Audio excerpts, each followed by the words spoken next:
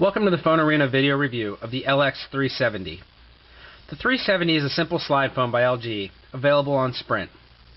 The design is very straightforward. On the front, you'll find a 2-inch display.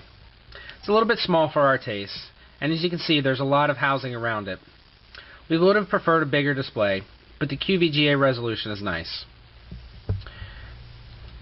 You have a send and end key, the soft keys, the back key, and a traditional 5-way D-pad to round out the front. On the left side is the volume rocker and micro USB charging and data port.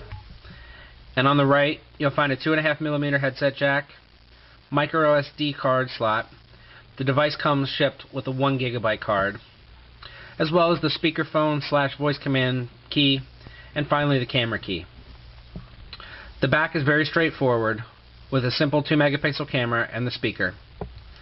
The door does take a little bit of work to slide off if you don't do it properly. The proper way is to just press on the top, and then it becomes very simple. Underneath it, you'll simply find the battery. Sliding the phone up reveals a decent-sized traditional keyboard. The keys all have nice play. They're very easy to press, and there's no doubt about it. One thing that we really appreciated on the design is the curved nature of the top of the slide.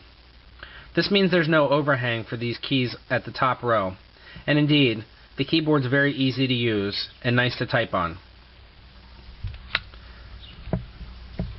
The overall build quality of the 370 is very good. We appreciate the feel in our hand, and our biggest complaint is the fact that the display is a bit too small. Performance-wise, it was a solid performer, but nothing too special. As you can see, it runs Sprint's one-click UI. We've seen this on very many phones in the past, and it unfortunately does not have some of the new tiles, like the Twitter tile found on the Exclaim. However, it's still extremely functional, and as far as carrier UIs go, we appreciate it. The 2-megapixel camera was a bit disappointing, though we've come to expect that from Sprint LG phones. The color saturation was poor, the images were a bit dark, and there was graining, and just overall lack of detail in the pictures.